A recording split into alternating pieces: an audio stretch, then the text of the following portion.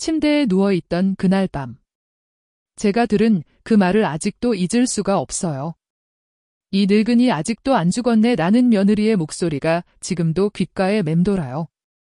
78년을 살아오면서 이렇게 충격적인 배신을 당할 줄은 정말 꿈에도 몰랐죠. 하지만 그날이 제 인생의 가장 큰 전환점이 될 줄은 그때는 미처 알지 못했습니다. 저는 박성래라고 합니다. 이제 막 80을 바라보는 나이가 되었죠.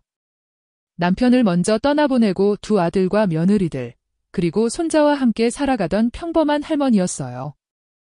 아니, 적어도 제 스스로는 그렇게 생각했습니다. 하지만 가족들의 눈에 저는 전혀 다른 존재였다는 걸 그날 밤에야 깨달았죠. 그날은 유독 몸이 무거웠어요. 무릎 관절염이 심해져서 걷기조차 힘들었고 혈압약과 당뇨약을 하루에도 몇 번씩 챙겨 먹어야 했죠. 의사 선생님은 요양병원을 권하셨지만 저는 끝까지 거부했어요. 집에서 죽고 싶다고. 그때는 정말 그렇게 생각했거든요. 내가 평생을 살아온 이 집에서 가족들 곁에서 마지막을 맞고 싶다고 말이죠. 둘째 며느리 진아가 물컵을 들고 들어왔을 때 저는 거실 한쪽에 놓인 간이 침대에 누워 있었어요. 원래는 안방을 쓰고 있었지만 화장실을 자주 가야 하고 가족들이 돌봐야 한다는 이유로 거실로 나와 있었죠. 그때는 그것도 가족들의 배려라고 생각했어요. 정말 어리석었죠? 어머님, 약 드시고 좀 쉬세요. 다 정리되면 우리가 알아서 할게요. 진아의 말에 저는 고개를 돌렸어요. 정리. 뭘 정리한다는 걸까? 그때는 그 말의 진짜 의미를 몰랐습니다. 진아는 말끝을 흐리며 부엌으로 갔고 저는 다시 천장을 바라봤죠. 창문으로 들어오는 오후 햇살이 따뜻했어요. 벽에 걸린 오래된 가족 사진을 보니 마음이 아련해졌습니다. 남편이 살아있을 때 두 아들과 며느리들, 그리고 어린 손자까지 모두가 환하게 웃고 있는 모습이었죠. 그때는 정말 행복했어요. 하지만 지금은 남편은 세상을 떠났고 아들들은 각자의 생활에 바빠 자주 오지 못했죠. 며느리들은 겉으로는 정성스럽게 돌봐주는 것 같았지만 저는 느낄 수 있었어요. 그들의 시선이 예전과는 다르다는 것은 마치 무거운 짐을 바라보는 듯한 그 눈빛을 말이죠. 하지만 그때는 그저 제가 예민해진 탓이라고, 늙어서 의심이 많아진 거라고 스스로를 다독였습니다. 저녁 무렵 집안이 시끌벅적해졌어요. 큰아들 정훈이와 큰며느리 소영이가 도착했거든요. 뒤이어 손자 민규도 학교에서 돌아왔죠. 할머니, 안녕하세요. 18살 고등학생인 민규가 제 손을 잡았을 때 저는 그제야 진심으로 미소를 지을 수 있었어요. 이 아이만큼은 진짜였거든요. 다른 계산 없이 순수하게 할머니를 걱정해주는 유일한 가족이었습니다. 우리 민규, 학교는 어땠니? 괜찮았어요. 할머니는 오늘 좀 어떠세요? 민규의 물음에 가슴이 따뜻해졌어요. 다른 가족들이 제 건강을 물을 때와는 확실히 달랐거든요.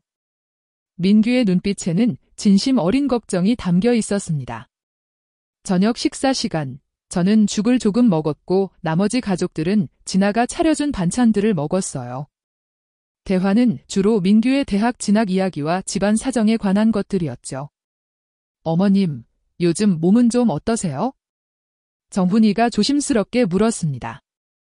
저는 그의 눈빛을 유심히 봤어요. 걱정하는 것 같기도 했지만 뭔가 다른 것도 섞여 있는 것 같았습니다. 그냥 그렇다. 늙으면 다 그런 거 아니겠냐? 병원에서는 뭐라고 하던가요? 이번에는 소영이가 물었어요. 모두의 시선이 저에게 쏠렸죠. 하지만 그 관심이 정말 저를 위한 것인지 아니면 다른 무언가를 위한 것인지 그때는 확신할 수 없었습니다. 밤이 깊어지고 가족들이 하나둘 자리를 떴을 때 저는 다시 혼자가 되었어요. 조용한 밤이었지만 마음은 편하지 않았습니다. 뭔가 바뀌고 있다는 느낌. 그 불안한 예감이 저를 잠들지 못하게 했죠. 며칠이 지났어요. 제 일상은 단조로웠죠. 아침에 일어나서 약을 먹고 간단한 죽으로 식사를 하고 오후에는 창가에서 햇볕을 쬐며 시간을 보냈습니다. 진아는 성실하게 돌봐주는 것 같았어요. 제때 약을 챙겨주고 식사도 준비해주고 병원 진료도 함께 따라갔습니다. 하지만 저는 뭔가 어색함을 느꼈어요. 진아의 태도에서 미묘한 변화를 감지했거든요. 예전에는 자연스럽게 대화를 나누었는데 요즘에는 필요한 말만 하고 마는 것 같았어요. 마치 의무적으로 하는 일처럼 느껴졌습니다. 그리고 그 운명의 날이 왔습니다. 어머님, 오늘 병원에서 검사 결과 나온다고 했죠? 진아가 아침 약을 준비하며 말했어요. 저는 고개를 끄덕였죠. 정기검진 결과를 받으러 가는 날이었거든요.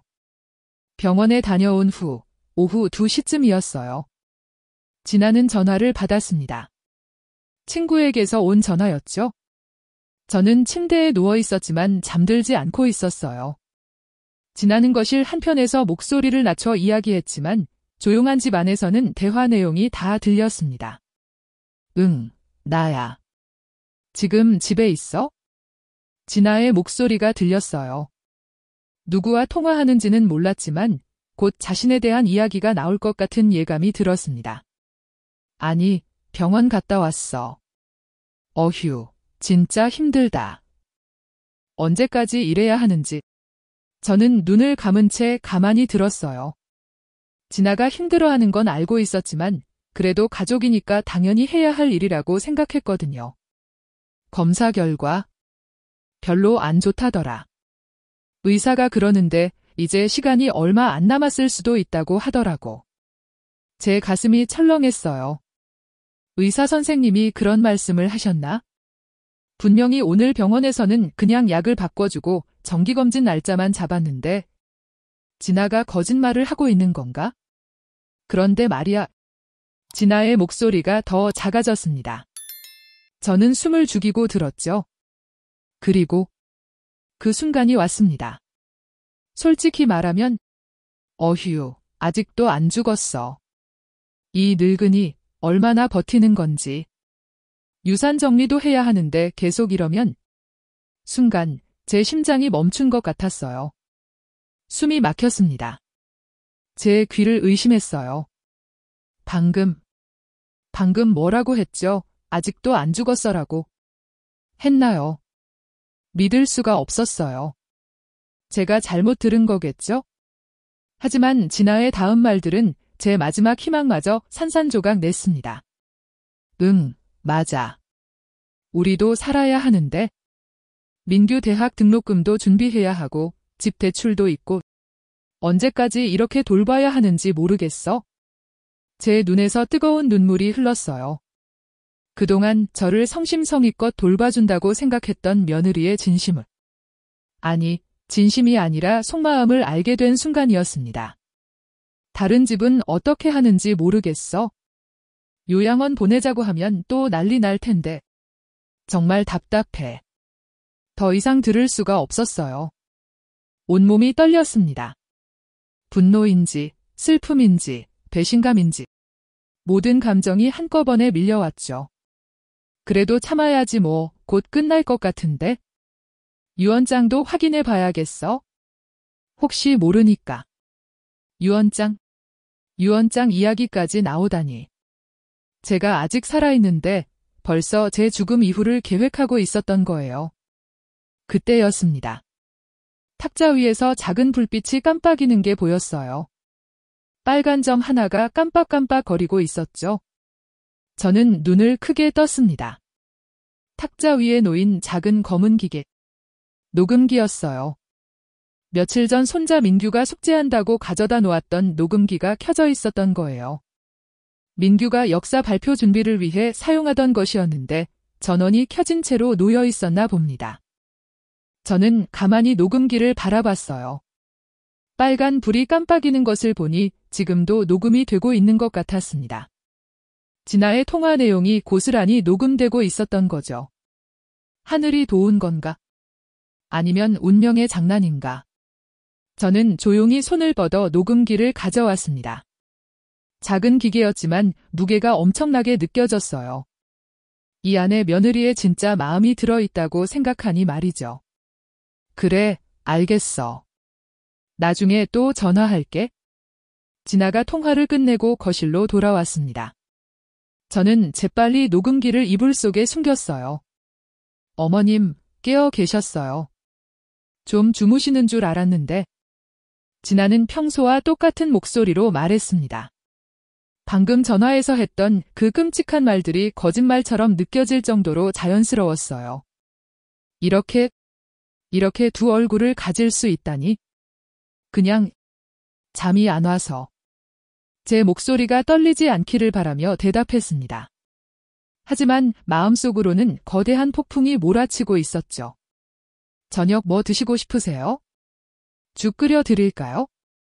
아무거나. 좋다. 진아가 부엌으로 가자 저는 이불 속에서 녹음기를 꺼냈습니다. 작은 화면에는 여전히 빨간 불이 깜빡이고 있었어요. 저는 정지 버튼을 눌렀습니다. 그리고 재생 버튼을 눌렀죠. 진아의 목소리가 또렷하게 들려왔습니다. 어휴, 아직도 안 죽었어. 이 늙은이. 저는 눈을 감았습니다. 78년을 살아오면서 이런 배신감을 느껴본 적이 있었나 싶었어요. 그동안 가족이라고 믿고 의지했는데 정작 가족들은 저를 짐으로 여기고 있었던 거죠. 하지만 저는 울지 않았습니다. 대신 마음속으로 결심을 굳혔어요. 이제 정말로 정리할 때가 온 것 같았습니다. 진아가 말한 대로 말이죠. 하지만 그 정리는 그들이 생각하는 것과는 전혀 다른 방식이 될 거예요. 저는 녹음기를 서랍 깊숙이 넣어두었습니다. 그리고 침대에 누워 천장을 바라봤죠. 마음 한편으로는 서글펐지만 다른 한편으로는 이제야 진실을 알게 되어 다행이라는 생각도 들었습니다. 저녁이 되었을 때 진아가 죽을 끓여와서 먹여주었어요. 여전히 친절했지만 이제 저에게는 모든 것이 가짜로 느껴졌습니다. 그 친절함 뒤에 숨겨진 계산을 알게 되었으니까요. 어머님, 내일 정훈 오빠가 온다고 하네요. 오랜만에 가족들 얼굴 보시겠어요? 그래. 고맙다. 저는 짧게 대답했습니다. 내일 아들이 와서 뭘 하려는지 이미 짐작이 갔거든요. 아마 유산 이야기를 꺼낼 게 분명했습니다. 그날 밤 저는 한 가지 중요한 결정을 내렸어요. 이대로는 안 되겠다고. 뭔가 조치를 취해야겠다고 생각했습니다. 하지만 아직은 때가 아니었어요. 좀 더 기다려야 했습니다. 다음 날 아침, 저는 평소보다 일찍 잠에서 깼어요. 밤새 잠을 제대로 이루지 못했거든요. 진아의 말이 계속 머릿속을 맴돌았습니다. 아직도 안 죽었어라는 그 말이 귓가에서 떠나지 않았어요. 진아는 아침 일찍부터 부산하게 움직였습니다. 오늘 정훈이가 온다고 했으니 집안을 정리하고 있는 것 같았어요. 저는 침대에 누워서 그 모습을 지켜봤습니다. 며느리의 모든 행동이 이제는 다르게 보였죠. 어머님, 아침 약 드세요. 진아가 물컵과 함께 약을 가져왔습니다. 평소와 똑같은 목소리였어요. 어제 전화해서 했던 말들이 거짓말처럼 느껴질 정도로 자연스러웠습니다. 고맙다. 저는 약을 받아 먹었습니다. 하지만 마음 한편으로는 쓴맛이 났어요. 이 약들도 정말 저를 위한 건지 아니면 그저 의무적으로 주는 건지 의심스러웠거든요. 오전 10시쯤 저는 중요한 결정을 내렸습니다.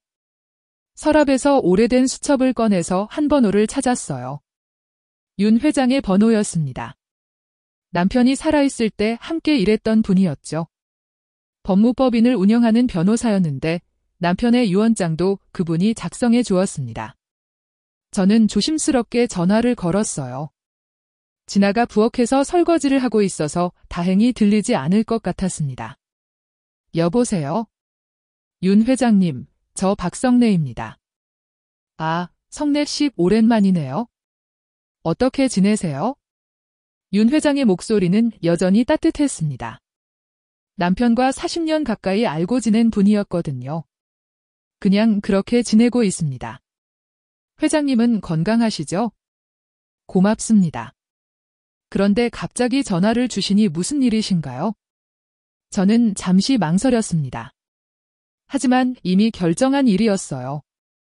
회장님, 예전에 제 남편하고 같이 작성했던 그 서류 기억하시죠? 전화 너머로 잠시 침묵이 흘렀습니다. 윤 회장도 무슨 말인지 알아듣는 것 같았어요. 아, 그건 말씀이시군요. 물론 기억합니다. 이제 정리하실 때가 되셨군요. 네, 이제 때가 온 것 같습니다. 그런데 회장님께 부탁드릴 일이 있어서 전화드렸어요. 말씀해 보세요. 저는 어제 있었던 일을 간단히 설명했습니다. 물론 자세한 내용은 말하지 않았지만 가족들의 태도 변화에 대해서는 솔직하게 이야기했어요. 그런 일이 있으셨군요. 참 안타깝네요. 윤 회장의 목소리에는 진심 어린 걱정이 담겨 있었습니다.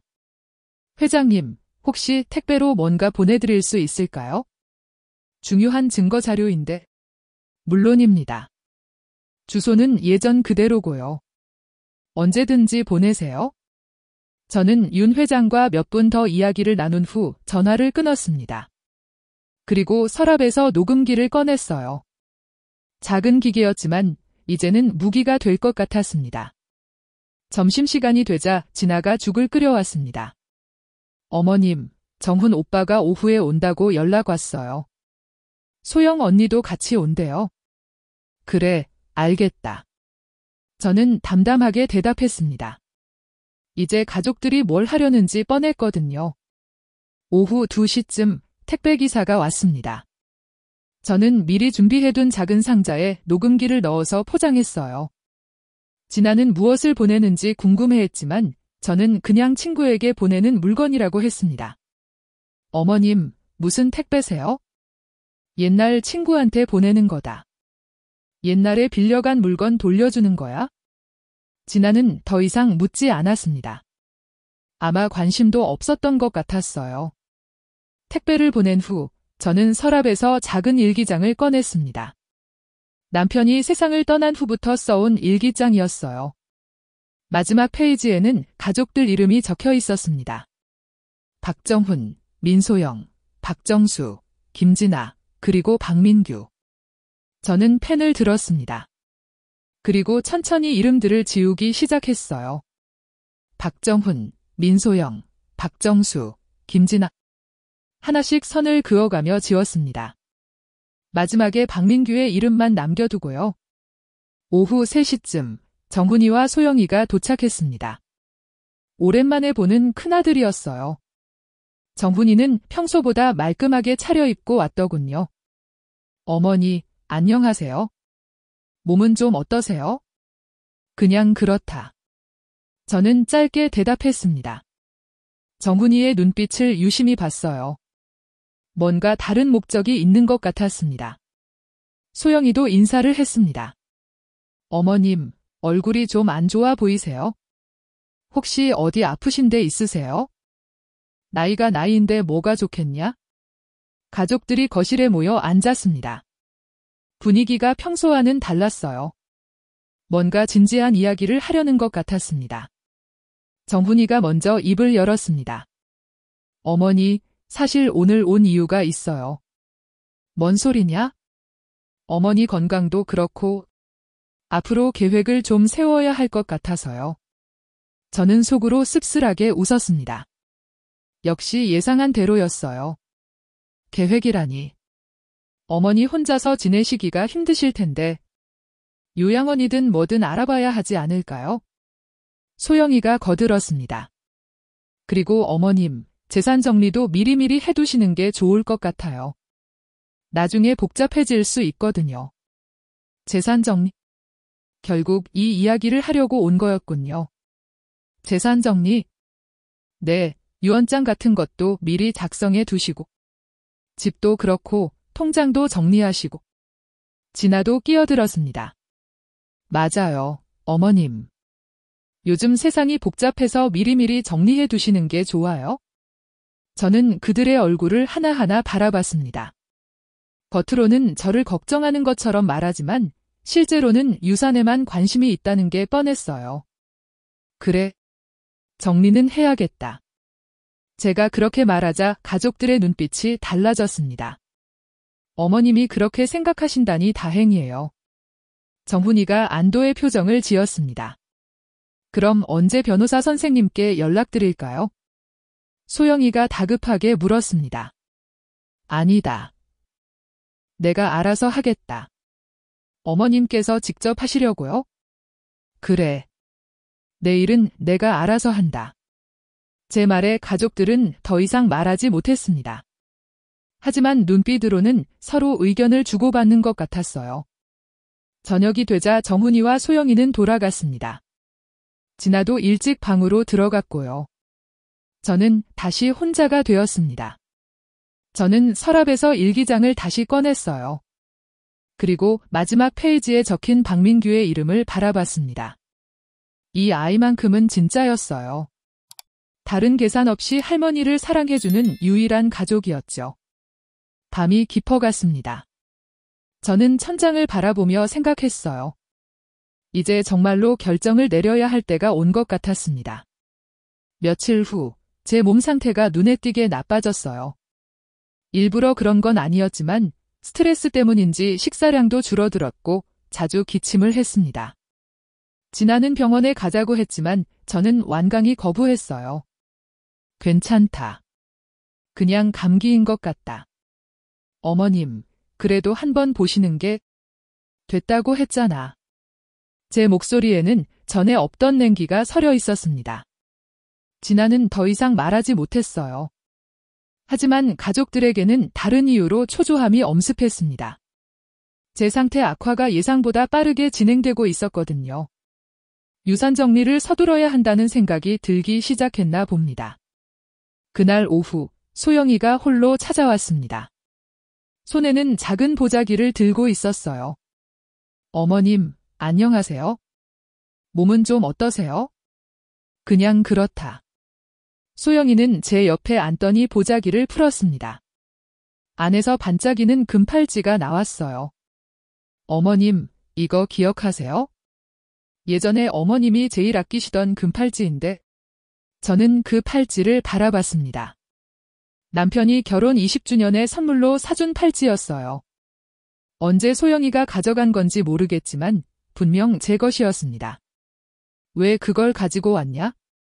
아, 예전에 어머님이 잠깐 맡겨주셨잖아요. 이제 돌려드리려고요.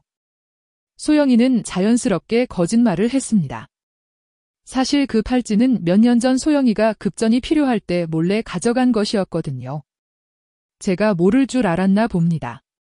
그런데 어머님, 이런 귀중한 물건들 정리를 미리 해두시는 게 어떨까요? 나중에 분실될 수도 있고. 소영이의 말에 저는 씁쓸하게 웃었습니다. 결국 이것도 유산에 대한 이야기였어요. 정리라니. 네, 어머님께서 아끼시는 것들을 미리 정해두시면 나중에 가족들끼리 다툴 일도 없고. 저는 소영이의 얼굴을 유심히 봤습니다. 겉으로는 걱정하는 척하지만 눈빛은 탐욕스러웠어요. 그래. 정리해야겠다. 싹 다. 제 말에 소영이의 눈이 반짝였습니다. 그럼 언제 시간 내시서 같이 정리해요? 아니다. 내가 혼자 하겠다. 소영이는 아쉬워했지만 더 이상 강요할 수는 없었습니다. 저녁 무렵, 진아가 제 방으로 들어왔습니다. 오늘따라 표정이 심각했어요. 어머님, 민규 대학 등록금 문제로 말씀드릴 게 있어서요. 저는 고개를 돌려 진아를 봤습니다. 민규가 뭐? 내년에 대학 가는데 등록금이 생각보다 많이 들어서요. 사립대라서. 진아는 말을 돌려가며 했지만 결국 돈 이야기였습니다. 아무래도 큰 돈이 미리미리 정리되어야 할 것 같아서요, 어머님. 정리. 네, 어머님께서 미리 계획을 세워주시면. 저는 진아의 말을 가만히 들었습니다. 결국 모든 가족이 같은 생각을 하고 있었어요. 민규 등록금은 얼마나 드는데? 한 학기에 1,000만 원 정도요. 4년이니까. 그래, 민규는 공부를 해야지. 제 말에 진아는 희망을 품었습니다. 그럼 어머님께서 도와주실 수 있으실까요? 도와주지. 당연히. 진아의 얼굴이 밝아졌습니다. 하지만 제 다음 말을 듣고는 표정이 굳어졌어요. 하지만 내 방식대로 하겠다. 어머님 방식이요? 그래. 내가 알아서 하겠다는 뜻이다. 진아는 더 이상 묻지 못했습니다. 제 표정이 평소와 달랐거든요. 밤이 되자 정훈이가 찾아왔습니다. 회사 일을 마치고 온 것 같았어요. 정장 차림에 피곤해 보였지만 뭔가 중요한 이야기가 있는 것 같았습니다. 어머니, 늦은 시간에 죄송해요. 무슨 일이냐? 정훈이는 의자를 당겨 제 옆에 앉았습니다. 어머니, 솔직히 말씀드릴게요. 요즘 경기가 안 좋아서 회사 사정이 어려워요. 저는 아무 말 없이 들었습니다. 그리고 집 대출도 있고 아이들 교육비도 만만치 않고 정말 힘든 상황이에요. 정훈이의 목소리에는 절박함이 섞여 있었습니다.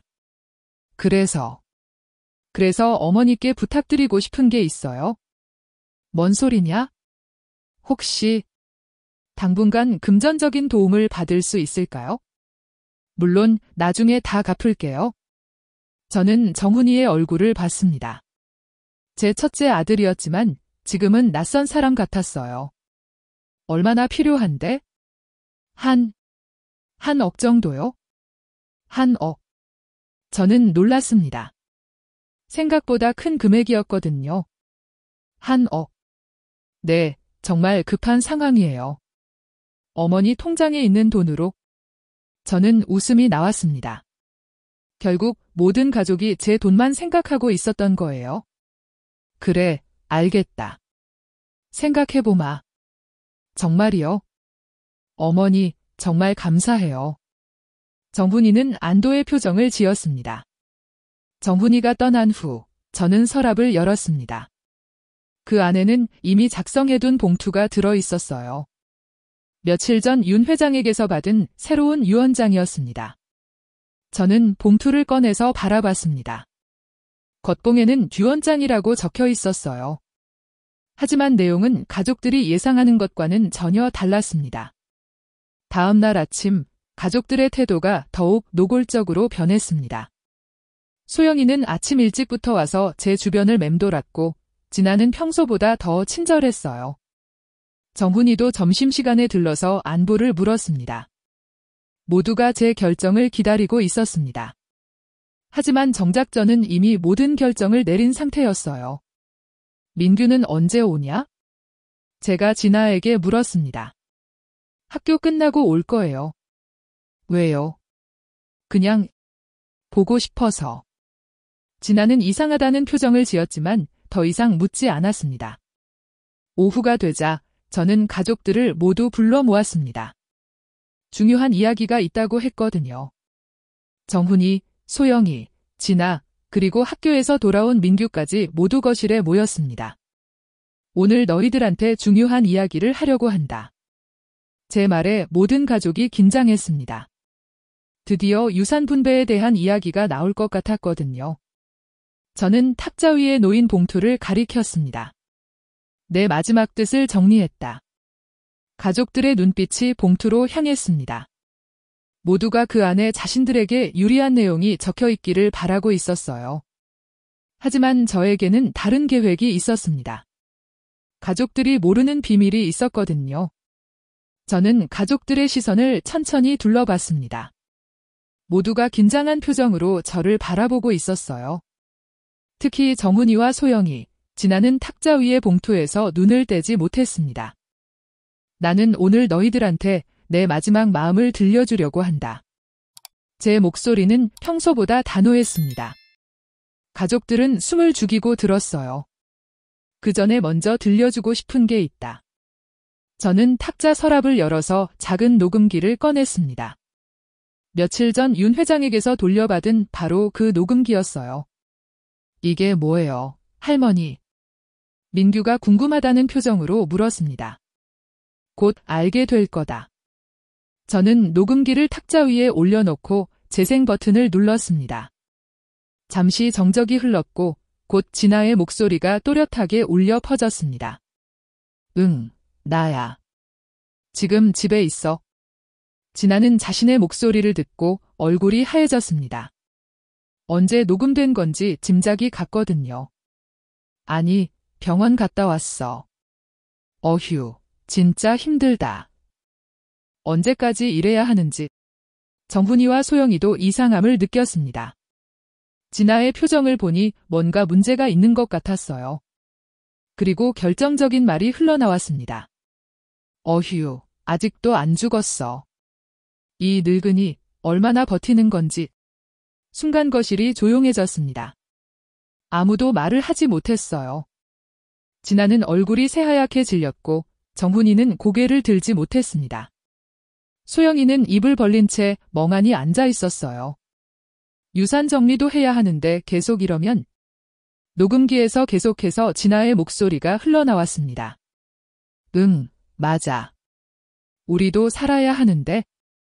민규 대학 등록금도 준비해야 하고 집 대출도 있고 언제까지 이렇게 돌봐야 하는지 모르겠어. 민규는 충격을 받은 표정으로 어머니를 바라봤습니다. 엄마, 이게 뭐예요? 진아는 말문이 막혔습니다. 변명할 방법이 없었거든요. 그래도 참아야지 뭐, 곧 끝날 것 같은데.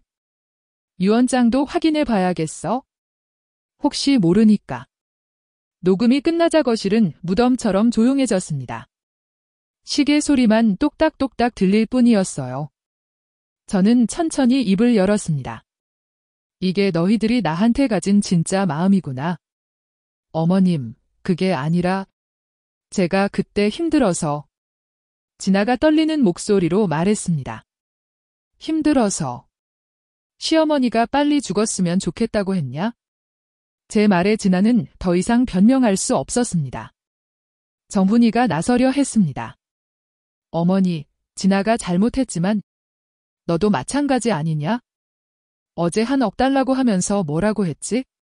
어머니 통장에 있는 돈으로 달라고 했잖아. 정훈이도 말을 잇지 못했습니다. 그리고 소영아, 너는 내 금팔찌를 언제 가져갔냐? 맡겨졌다고 거짓말까지 하면서. 소영이는 고개를 숙였습니다. 모든 것이 들통난 상황이었어요. 할머니, 민규가 조심스럽게 말했습니다. 민규야, 너는 잘못한 게 없다. 너만 빼고 다 나가라. 제 목소리는 차갑기 그지없었습니다. 어머님, 저희가 사과드릴게요. 정말 죄송해요. 진아가 울먹이며 말했지만 저는 돌아보지도 않았습니다. 이제 와서 사과한다고 달라지는 게 있냐? 나한테 한 말들이 사라지냐? 어머니, 우리가 잘못 생각했어요. 다시 기회를 주세요. 정훈이도 애원했지만 제 마음은 이미 굳어져 있었습니다. 기회. 78년을 살면서 이런 배신을 당해본 적이 없다. 내가 낳아 키운 자식들과 며느리들한테 말이야. 제 눈에서 눈물이 흘렀습니다. 분노보다는 슬픔이 더 컸어요. 나가라. 다들. 내 눈앞에서 사라져라. 어머님, 나가라고 했다. 제가 소리를 지르자 가족들은 더 이상 버틸 수 없었습니다. 진아는 울면서 방으로 들어갔고 정훈이와 소영이는 어쩔 줄 모르다가 결국 집을 나섰어요. 거실에는 저와 민규만 남았습니다. 민규는 울고 있었어요. 할머니, 저도 몰랐어요. 엄마가 그런 말을 했는지. 너는 잘못이 없다, 민규야. 저는 민규의 손을 잡았습니다. 할머니, 어떻게 하면 될까요? 다들 할머니한테 사과하고 싶어 할 거예요. 민규야, 할머니는 이제 지쳤다. 정말 지쳤어. 제 목소리에는 깊은 피로감이 묻어 있었습니다. 할머니, 너만 빼고는 다 나한테서 뭔가를 얻으려고만 했구나. 나는 사람이 아니라 그냥 돈덩어리였던 거야? 할머니, 저는 할머니가 너무 소중해요. 돈 같은 건 생각해 본 적도 없어요. 알고 있다, 민규야. 너만은 진짜였어. 저는 탁자 위의 봉투를 가리켰습니다. 할머니가 새로 쓴 유언장이다. 유언장이요. 그래. 어제까지의 유언장은 이제 효력이 없다. 할머니가 직접 불태워버렸거든. 민규는 놀란 표정을 지었습니다. 그럼 이제 어떻게 되는 거예요? 그건 나중에 알게 될 거다. 저는 민규를 바라봤습니다. 이 아이만큼은 끝까지 저를 진심으로 걱정해 주었어요. 민규야, 할머니가 부탁이 하나 있다. 네, 할머니. 뭐든지 말씀하세요. 내일 아침까지 아무에게도 이 이야기를 하지 마라. 특히 엄마한테도. 왜요? 할머니가 마지막으로 해야 할 일이 있어서 그래? 민규는 고개를 끄덕였습니다. 할머니의 부탁이라면 뭐든 들어줄 생각이었거든요. 밤이 깊어갔습니다. 진아는 자신의 방에서 나오지 않았고 집안은 조용했어요. 저는 침대에 누워서 천장을 바라봤습니다. 78년을 살아오면서 가장 슬픈 하루였습니다. 하지만 동시에 진실을 알게 된 날이기도 했어요. 이제 정말로 모든 걸 정리할 때가 온 것 같았습니다. 저는 서랍에서 이미 준비해둔 편지를 꺼냈습니다. 내일 아침이면 모든 게 달라질 거였어요.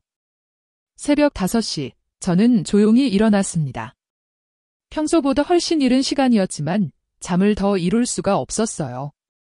어젯밤 가족들과 있었던 일이 계속 머릿속을 맴돌았거든요. 저는 침대에서 일어나 서랍을 열었습니다.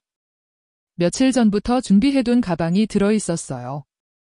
옷 몇 벌과 필요한 물건들을 미리 챙겨둔 것이었습니다. 오늘 떠날 준비는 이미 끝나 있었죠. 가방을 꺼내면서 저는 잠시 망설였습니다. 정말 이렇게 가는 게 맞는 걸까요? 하지만 어젯밤 일을 생각하니 더 이상 이 집에 있을 수가 없었어요. 저는 탁자 위에 편지 몇 통을 놓았습니다.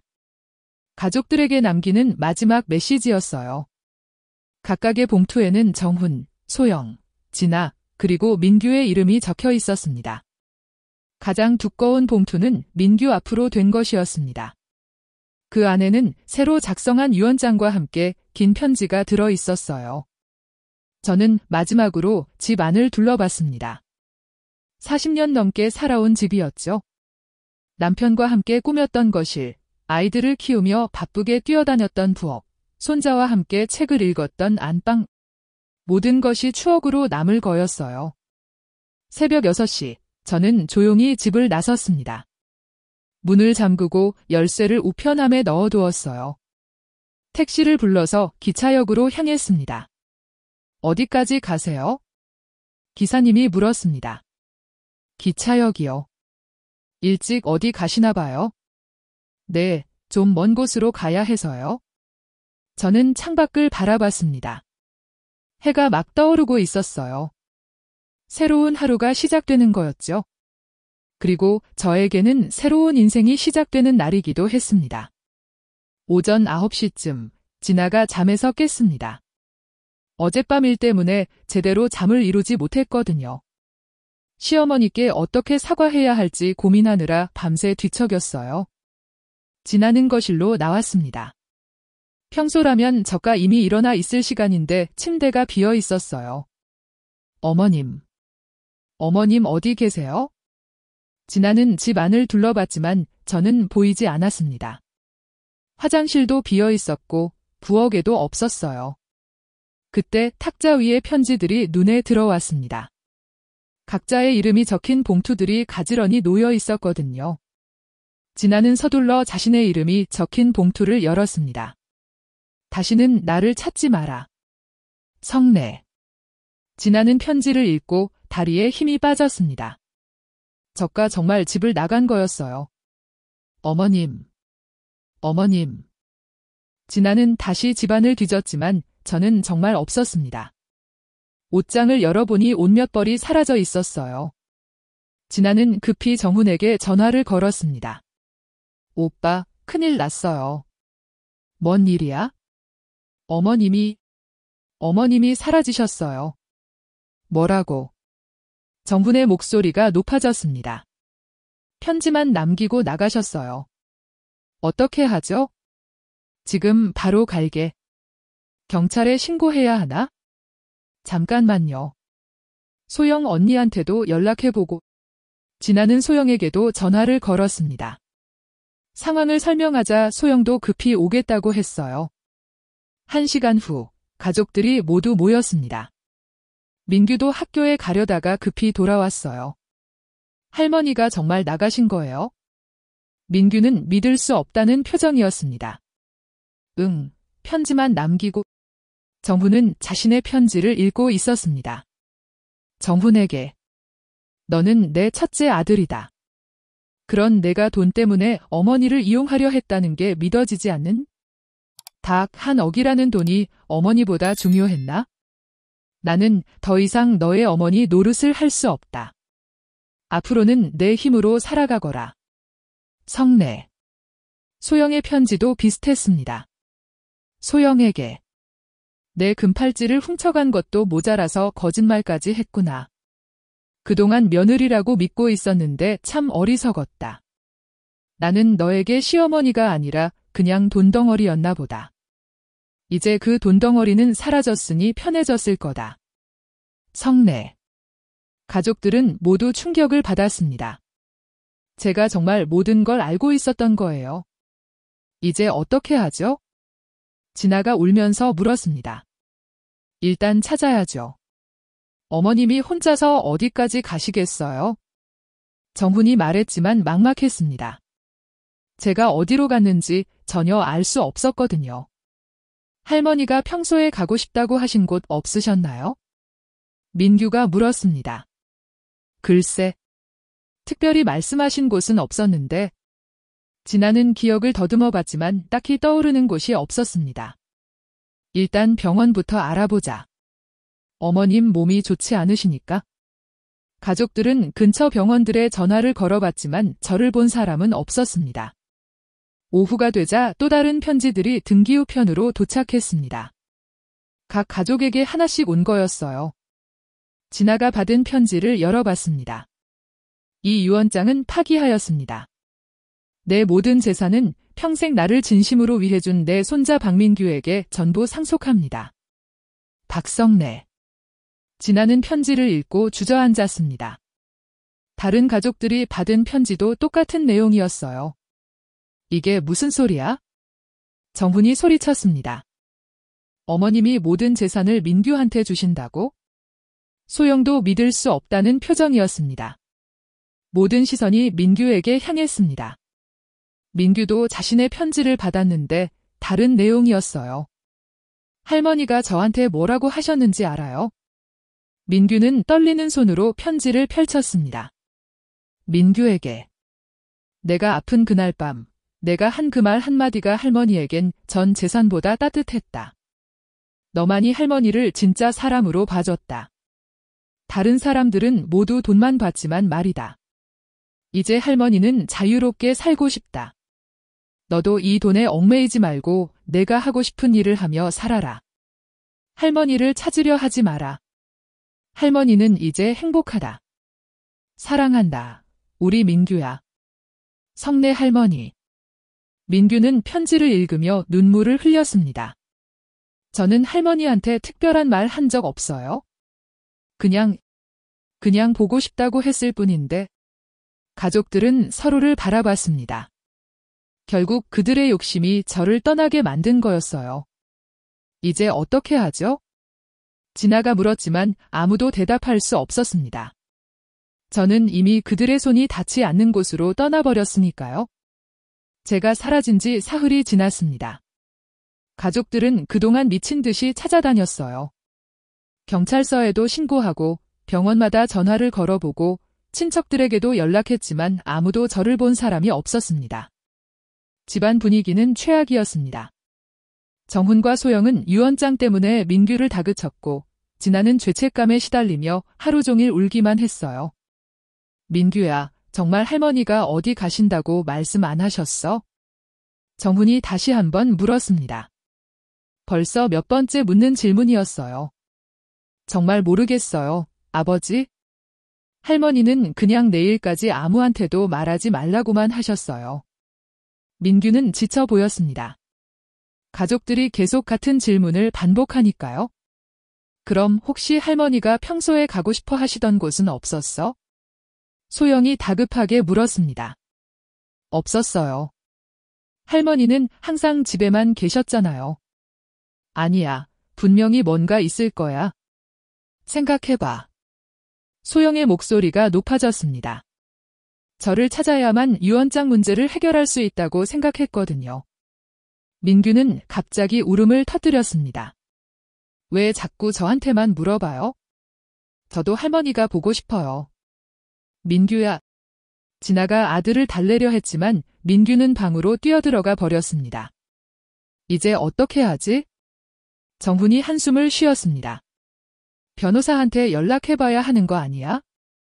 유언장이 진짜 유효한 건지. 소영의 말에 정훈은 고개를 끄덕였습니다. 그래, 일단 법적으로 어떻게 되는 건지 알아보자. 다음 날 정훈은 법무법인을 찾아갔습니다.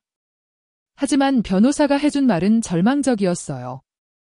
유언장이 공증된 상태라면 법적 효력이 인정됩니다. 특히 유언자가 정신이 온전한 상태에서 작성했다면 번복하기 어렵죠. 그럼 방법이 없다는 말씀이세요? 유언자 본인이 직접 변경하거나 아니면 유언장 작성 당시 정신적 문제가 있었다는 것을 증명해야 합니다.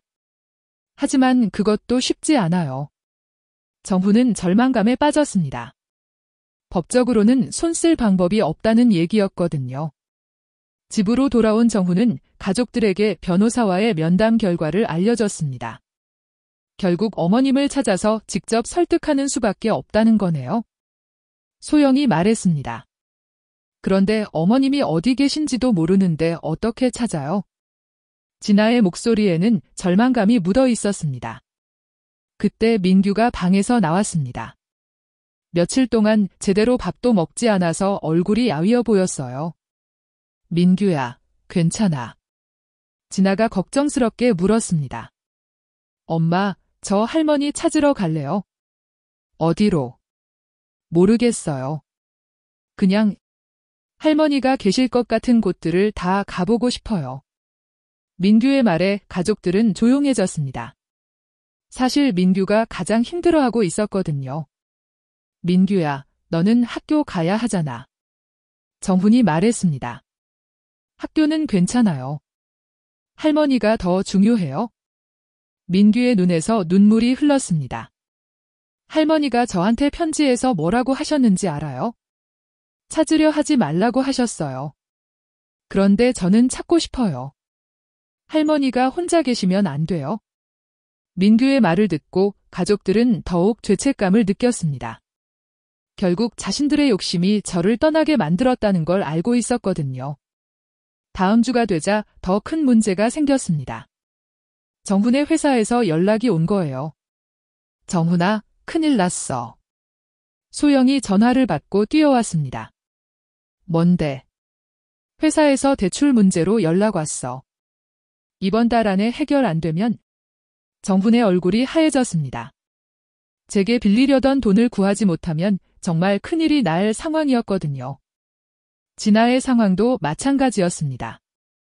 민규의 대학 등록금을 어떻게 마련할지 막막했어요. 이러다가 다 망하는 거 아니야? 소영이 불안해했습니다. 어머님을 꼭 찾아야 해. 다른 방법이 없어. 정훈이 말했지만 막막하기만 했습니다. 그때 민규가 다시 나타났습니다. 저 결정했어요. 뭘? 할머니 유산 다 포기할게요. 가족들은 놀란 표정으로 민규를 봤습니다. 민규야, 무슨 소리야?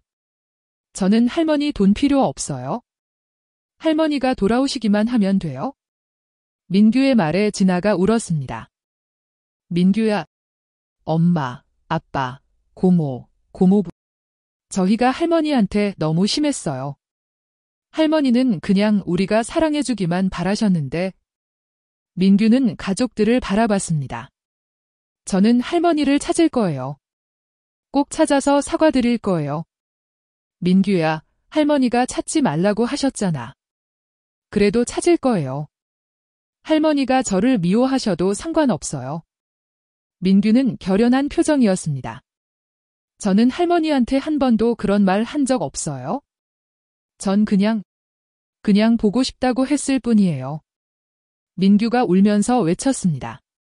그 모습을 보고 가족들도 모두 울었어요. 우리가 정말 잘못했구나. 정훈이 중얼거렸습니다. 어머님께 정말 죄송한 일을 했어? 소영도 후회가 밀려왔습니다. 진아는 아무 말도 할 수 없었습니다. 자신이 한 말들이 저에게 얼마나 큰 상처를 줬는지 이제야 깨달았거든요. 이제라도 어머님을 찾아서 용서를 빌어야 해. 정훈이 말했습니다. 하지만 어디서 찾아야 할지. 일단 할 수 있는 건 다 해보자. 어머님께서 알고 계신 분들한테도 연락해보고 가족들은 다시 저를 찾기 시작했습니다. 하지만 이번에는 돈 때문이 아니라 진심으로 사과하고 싶어서였어요. 하지만 저는 여전히 행방이 묘연했습니다. 마치 세상에서 사라진 것처럼 아무런 단서도 찾을 수 없었어요. 시간만 흘러갔고 가족들의 마음은 점점 더 무거워졌습니다. 그들은 비로소 제가 얼마나 소중한 존재였는지 깨닫게 되었지만 이미 늦어버린 것 같았습니다. 6개월이 흘렀습니다. 제가 사라진 이후 가족들의 삶은 완전히 바뀌었어요. 민규는 대학에 진학했지만 등록금 문제로 아르바이트를 병행해야 했습니다. 하지만 불평하지 않았어요. 오히려 자립하는 기쁨을 느끼고 있었거든요. 민규는 언론학과에 진학해서 다큐멘터리 제작에 관심을 갖게 되었습니다. 특히 노인 인권 문제에 대해 깊이 공부하고 있었어요. 저를 생각하면 자연스럽게 관심이 생긴 분야였습니다. 어느 날 민규는 학교 봉사 동아리 활동으로 시골 마을에 가게 되었습니다. 노인분들을 위한 무료 급식 봉사였어요. 바닷가 근처의 작은 마을이었는데 공기가 맑고 조용한 곳이었습니다. 여기 진짜 예쁘네요. 민규가 동기들과 이야기하며 마을을 둘러봤습니다. 그러게 여기서 살면 정말 평화로울 것 같아. 봉사활동을 마치고 돌아가는 길에 민규는 작은 전원주택을 발견했습니다. 깔끔하게 정리된 작은 정원이 있는 집이었어요. 대문 앞에서 할머니 한 분이 화분에 물을 주고 계셨습니다. 민규는 걸음을 멈췄습니다.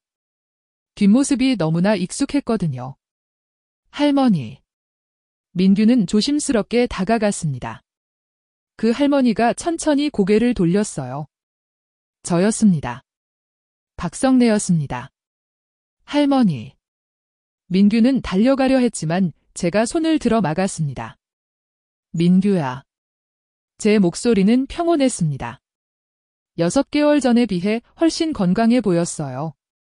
얼굴에는 여유로운 미소가 떠 있었습니다. 할머니, 여기서 뭐 하세요? 우리가 얼마나 찾았는지 알아요? 민규의 눈에서 눈물이 흘렀습니다. 알고 있다. 하지만 민규야, 나는 이제 여기서 살고 있어. 저는 제 집을 가리켰습니다. 할머니, 집으로 돌아가요. 다들 할머니를 기다리고 있어요. 민규야, 나는 이제 돌아갈 생각이 없다. 제 말에 민규는 당황했습니다. 왜요? 다들 정말 반성하고 있어요. 아빠도, 엄마도, 고모도. 민규야, 나는 지금이 정말 행복하다. 저는 주변을 둘러보며 말했습니다. 여기서는 아무도 나를 돈으로 보지 않아.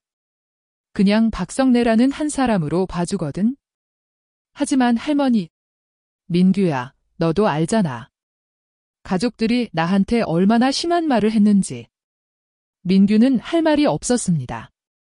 그날 녹음된 어머니의 말들을 기억하고 있었거든요. 할머니, 저는 정말 할머니가 보고 싶었어요. 나도 너를 보고 싶었다, 민규야. 저는 민규의 손을 잡았습니다. 그런데 말이야, 이젠 나 찾지 마라. 넌 너대로 잘 살아라. 나는 드디어 나대로 살아보려 한다. 제 눈빛은 결연했습니다. 할머니, 민규야, 사람 말은 다 들린다. 다 들려. 늙었다고 무심코 말하지 마라. 제 마지막 말에는 깊은 의미가 담겨 있었습니다. 할머니, 그럼 연락이라도 할 수 있어요? 안 된다. 연락하면 또 다른 사람들이 찾아올 거야. 민규는 아쉬웠지만 제 뜻을 거스를 수는 없었습니다. 할머니, 그럼 마지막으로 하나만 물어봐도 될까요? 뭐든 물어봐라. 할머니가 편지에서 말씀하신 그 말, 제가 뭐라고 했다는 거예요? 저는 미소를 지었습니다. 너는 다른 애들과 달랐어. 할머니한테 항상 진심이었지? 특히 그날 밤의 한 말. 어떤 말이요? 할머니, 보고 싶어요, 그 말이야. 민규는 기억났습니다. 제가 아프셨을 때 자신이 한 말이었어요. 다른 사람들은 모두 할머니의 돈을 보고 있었는데 너만은 할머니라는 사람을 봐줬어. 그게 나한테는 전 재산보다 소중했다. 민규는 울음을 참을 수 없었습니다. 할머니, 정말 안 돌아가실 거예요? 그래, 민규야. 나는 이제 자유롭게 살고 싶다. 저는 집 뒤쪽을 가리켰습니다. 바다가 보였어요. 매일 저 바다를 보면서 생각해. 78년을 살면서 정말 내가 원하는 대로 살아본 적이 있나 하고 말이야. 할머니, 이제야 내 마음대로 살 수 있게 됐어? 아무도 간섭하지 않고 아무도 나를 이용하려 하지 않고. 제 표정은 평화로웠습니다. 민규야, 너도 그렇게 살아라. 다른 사람의 눈치 보지 말고 내가 정말 하고 싶은 일을 하면서 살아. 네, 할머니. 그리고 노인 다큐멘터리 만든다고 했지? 잘하고 있어? 많은 사람들이 깨달았으면 좋겠다. 저는 민규의 계획도 알고 있었습니다. 할머니가 어떻게 알았어요? 윤 회장님한테 들었어. 내 소식을 가끔 듣고 있거든. 민규는 놀랐습니다. 제가 자신을 계속 지켜보고 있었던 거예요. 할머니, 정말 마지막이에요. 그래, 민규야. 이제 정말 안녕이다. 저는 민규를 꼭 안아줬습니다. 할머니를 잊지 마, 하지만 찾으려 하지는 마. 민규는 고개를 끄덕였습니다. 더 이상 저를 붙잡을 수 없다는 걸 알았거든요. 민규가 돌아서서 걸어가는 모습을 저는 오랫동안 지켜봤습니다. 그리고 집 안으로 들어가서 벽난로를 바라봤어요. 그 안에는 옛 유언장에 제가 남아 있었습니다. 저는 창문 너머로 바다를 바라봤습니다. 석양이 아름답게 물들고 있었어요. 78년을 살면서 이렇게 자유로운 마음으로 바다를 본 적이 있었나 싶었습니다. 이제 저는 더 이상 누구의 시어머니도, 누구의 어머니도, 누군가의 재산도 아니었습니다. 그저 박성래라는 한 명의 사람으로 살아가고 있었어요. 바다에서 불어오는 바람이 제 얼굴을 스쳤습니다. 그 바람 속에는 자유의 향기가 담겨 있었어요. 저는 미소를 지으며 생각했습니다. 사람 말은 다 들린다. 늙었다고 함부로 말하지 마라. 제가 세상에 남기고 싶은 마지막 메시지였습니다. 한편 서울에서는 가족들이 여전히 어려움을 겪고 있었습니다. 소영은 명품 가방을 사지 못해 속상해했고 지나는 생활비 문제로 정수와 자주 다투고 있었어요. 정훈은 회사 문제로 스트레스에 시달리고 있었습니다. 하지만 민규는 달랐습니다. 저를 만난 후 더욱 확고한 신념을 갖게 되었어요.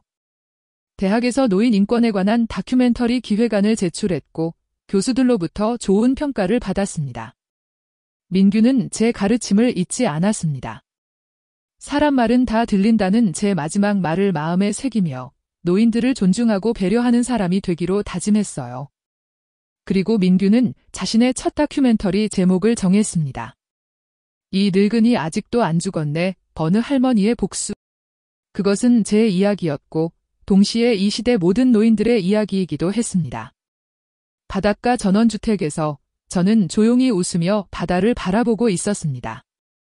더 이상 누구의 시어머니도 누군가의 재산도 아닌 한 명의 사람, 박성래로 남아 있었습니다. 그녀의 얼굴에는 진정한 평화가 깃들어 있었어요. 그리고 저는 생각했습니다. 이것이 진정한 복수였다고. 가족들에게 돈이 아닌 사람으로 대우받기를 바랐던 한 노인의 가장 조용하고도 강력한 복수였다고 말이죠.